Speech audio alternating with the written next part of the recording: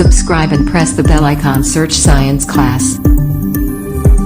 Hello students, welcome to sir science class. तो आज हम लोग मेटल नॉन मेटल की तीसरी वीडियो नहीं, तीसरा थर्ड लेक्चर हम लोग आज करेंगे, ठीक है। और आज का लेक्चर बहुत ज़्यादा इंपॉर्टेंट है बिकॉज आज जो इंट्रोडक्शन मैं बताने वाला हूँ इसका कि एक्सट्रैक्शन ऑफ मेटल कैसा होता है। आज का टॉपिक है एक्सट्रैक्शन ऑफ मेटल, ठीक है। चलो, आप जो इससे मैं पहले ये बात बता दूं आपको थोड़ा बहुत कि आप जो गोल्ड देख रहे हो, जिसकी ज्वेलरीज बन रही है, कॉपर की वायर देखते हो आप, आयरन का गेट देखते हो आप, ये सारी चीज़ें, ये कॉपर ज्वेलरीज है ना, कॉपर की वायर है ना, गोल्ड की ज्वेलरीज, ठीक है, और ये आयरन का गेट, ये सब कहाँ से आ गया? ज़रा सोच के देखो आप, ये सब आते कहाँ से हैं? तो ये सारे के सारे मेटल्स हैं, और मेटल जो आते हैं वो अर्थ के नीचे से आते हैं, ज़मीन के नीचे से, अर्थ क्रस्ट जिसको हम लोग बोलते हैं, ठीक है। तो ये सारा का सारा नेचुरली अकरिंग सब्सटेंस है, मतलब नेचर ने हमें दिया है, और हम उसे निकाल के उसको प्यूरिफाई करके, बहुत लॉन्ग प्रोसेस होता है, तब हम उसको लाके मार्केट तक ले आते हैं, ठीक है। सारा प्रोसेस है निकालने का, बहुत ज़्यादा लंबा प्रोसेस चलता है निकालने का, और तब जाकर के वो कहीं ना कहीं मार्केट तक अवेलेबल होता है और हम लोग उसका यूज़ करते हैं। तो ये सारा नेचर ने दिया है हमें, नेचुरल सब्सटेंस है। ओके, क्लियर चीज़। और बड़ा मज़ा आ रहा है यूज़ करने में। हम लोग सोचते हैं अरे यार गए मार्केट में ख़रीद के लाए, नहीं, ये प्रोसेस बहुत लंबा है। ज़मीन से निकाल के उसको प्यूरिफाई करके सारे प्रोसेस से गुजर के उसके बाद ये मार्केट तक आता है। चलो, तो ऐसे सब्सटेंस को क्या बोलेंगे जनरली? ये वैसे हैं तो सारे मेटल्स, पर जब ये ज़मीन के अंदर पाया जाता है, तो ज़मीन के अंदर जितने भी मेटल्स पाए जा रहे हैं, जितने भी मेटल्स अर्थ के अंदर पाए जा रहे हैं, all the metals which are naturally occurring, तो naturally occurring substance present in the earth crust के अंदर जो नेचुरली अकरिंग सब्सटेंस है, इसको हम लोग बोलते हैं मिनरल्स। ओके, तो मिनरल की डेफिनेशन क्या है लिख सकते हो आप यहां से कि naturally occurring substance present in earth crust are known as minerals. Okay, clear चीज? ओके, ठीक है। उसके बाद अब मिनरल के बाद एक और टर्म आता है, ओर्स क्या होते हैं। पेपर में कई बार आ चुका है ये क्वेश्चन, मिनरल के बाद ओर क्या होता है। मान लो कि कोई मिनरल, हमें यहाँ पर एक प्लेस है जहाँ पर हमें बहुत सारे मिनरल्स मिले। क्या मिले? मिनरल्स मिले, ठीक है, मिनरल्स मिले बहुत सारे। एक और प्लेस है, यहाँ पर भी हमें बहुत सारे मिनरल्स मिले। फॉर एग्जाम्पल मान लेते हैं किसी का मिनरल मिला, मान लो यहाँ पर भी कॉपर पाया गया और यहाँ पर भी कॉपर पाया गया। मतलब फॉर एग्जाम्पल, सपोज दैट कि यहाँ पर कॉपर जो पाया गया इसमें 80% कॉपर था, बाकी वेस्ट मटेरियल थी, और यहां पर जो कॉपर पाया गया इसमें ओनली 40% कॉपर था या 30% कॉपर था, कुछ भी, मतलब कम थे रिलेटिवली कॉपर बहुत ज्यादा। तो इसको हम लोग ओर नहीं कहेंगे, इसको ओर बोलेंगे। ऐसे मिनरल्स का नाम पड़ जाएगा ओर। मतलब ओर एक तरह का मिनरल ही है, पर कैसे mineral? In which large amount of metals are present are called ore. तो ओर क्या होता है? डेफिनेशन लिख सकते हो आप ओर की कि the mineral which have large number of metals which can be extracted profitably, जिसको हम एक्सट्रैक्ट कर सकते हैं profitably, that are called ores। तो इसका नाम पड़ जाएगा ओर, बिकॉज इसमें large amount of metal present है, चाहे वो किसी का भी ओर हो सकता है। अब ओर आपने बहुत सारा सुना होगा, जैसे एल्युमिनियम के ओर होते हैं, बहुत सारे एल्युमिनियम के ओर होते हैं। आपने सुना होगा बॉक्साइट करके एल्युमिनियम का ओर होता है, स्पेलिंग थोड़ा सा मिस्टेक हो रहा है। बॉक्साइट एल्युमिनियम का एक ओर होता है, ठीक है। एक होता है चैल्कोसाइट जो होता है वो कॉपर का ओर होता है, Cu2S।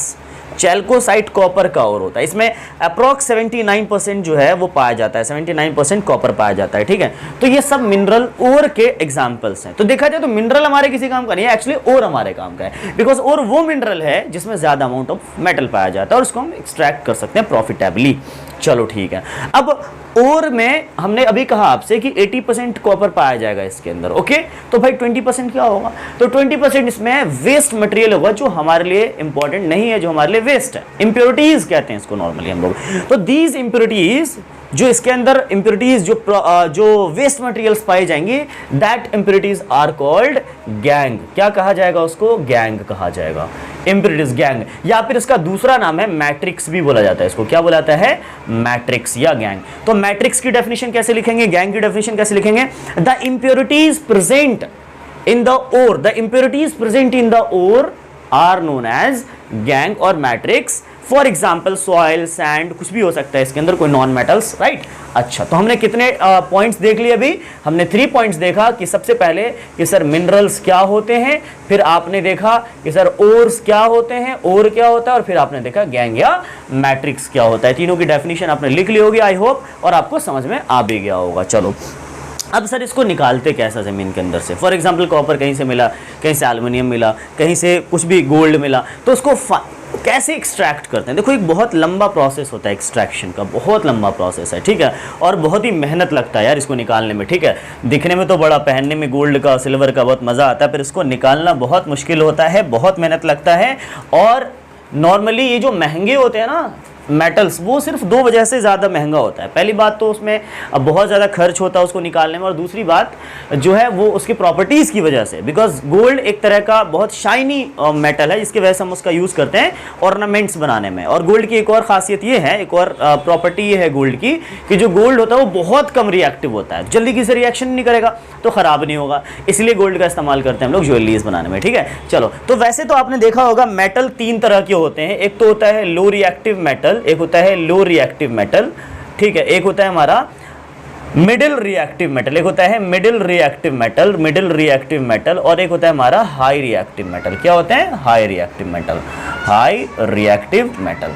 तो देखो एक बात बताओ, तीन तरह के मेटल है, तो हम लोग तीनों मतलब तीन तरह के मेटल के साथ अलग अलग प्रोसेस का इस्तेमाल करते हैं, ठीक है।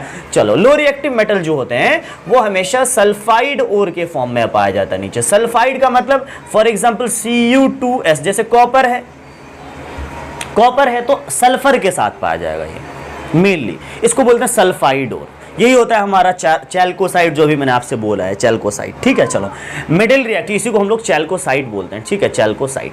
अच्छा, उसके बाद मिडिल रिएक्टिव एलिमेंट कभी कभी सल्फाइड के साथ भी पाया जाता है, यानी सल्फर के साथ भी पाया जाता है। सल्फर एक इंप्योरिटी है इसके अंदर, इस वजह से सल्फर को सल्फाइड ओर भी बोलते हैं, ठीक है, यानी कि कॉपर का सल्फाइड ओर। अच्छा, सल्फाइड ओर के साथ भी पाया जाएगा, और ये कार्बोनेट ओर के साथ भी पाया जाता है। ये दो तरह के ओर के साथ पाए जाते हैं, सल्फाइड ओर और कार्बोनेट ओर के साथ, ठीक है। चलो, सल्फाइड ओर के साथ मतलब फॉर एग्जांपल Zn है, जिंक है, मिडिल रिएक्टिव एलिमेंट, तो ये कभी कभी ZnS के फॉर्म में पाया जाएगा जमीन के अंदर, अर्थ के अंदर, और ये कभी कभी ZnCO3 कार्बोनेट के फॉर्म में भी पाया जाएगा जमीन के अंदर।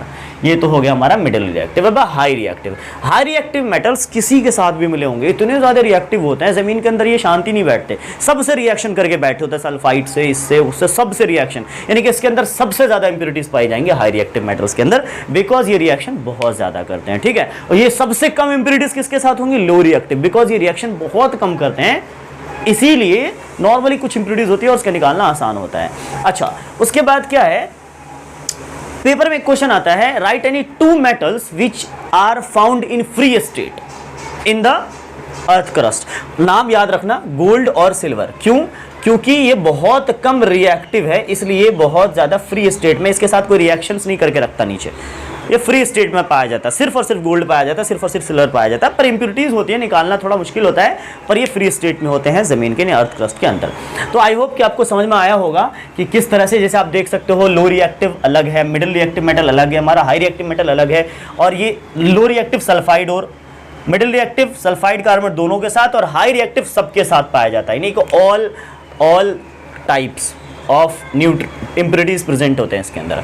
इसको हम लोग डिस्कस करेंगे अगली क्लास में। वीडियो थोड़ी छोटी थी, पर आपको आई होप कि समझ में आया होगा। ये पेपर में बहुत ज़्यादा आते हैं। स्टार्ट कर चुका हूँ मैं एक्सट्रैक्शन ऑफ मेटल। एक्सट्रैक्शन का मतलब होता है मेटल को अर्थ से निकालने में जो प्रोसेस इन्वॉल्व होता है, this process is known as extraction of metal, ठीक है। तो अगली क्लास में हम लोग बात करेंगे अलग अलग, जैसे लो रिएक्टिव का एग्जांपल लेके दिखाऊंगा मैं आपको कैसे एक्सट्रैक्ट करते हैं, मिडिल रिएक्टिव का एंड हाई रिएक्टिव का। बहुत यहाँ से क्वेश्चंस बहुत ज़्यादा आते हैं और बहुत ही वैल्यूबल और बहुत ही इंपॉर्टेंट टॉपिक है। सबके समझ में या सब समझा भी नहीं सकते इसको, सबके समझ में नहीं आ पाता, ठीक है। तो बहुत ही आसानी से मैं आपको समझाऊंगा, इतनी आसानी से कि मैं तो पता ही आपको, मैं आपके दिमाग में डाल दे रहा हूँ, ठीक है, ब्रेन के अंदर। तो ठीक है, मैं अपनी तारीफ नहीं कर रहा हूँ, आपसे बता रहा हूँ कि अगली जो हमारी वीडियो वो जरूर देख लेना। और ये वीडियो भी बहुत अगर अच्छा लगा हो, इन्फॉर्मेटिव लगा हो, मजा आया हो पढ़ने में, समझ में आया हो कि सर ने क्या बताया, तो प्लीज़ जल्दी से लाइक शेयर कमेंट करो। और अगर अब तक सब्सक्राइब नहीं किया तो प्लीज़ सब्सक्राइब कर लो, जल्दी से सब्सक्राइब कर लो और बेल आइकन प्रेस कर लो, ताकि अगली वीडियो का नोटिफिकेशन आपको मिलता रहेगा और आप देखते रहोगे, इस तरह से पढ़ते रहोगे घर बैठे हुए। Okay, thank you so much. जब तक के लिए अगली वीडियो आ जाए हमारे बहुत जल्द। डिस्क्रिप्शन में लिंक दे रखा होगा, ठीक है, वो जाके आप क्लिक कीजिएगा, पिछली वीडियो सारे मिल जाएंगे आपको। Thank you so much, thanks a lot.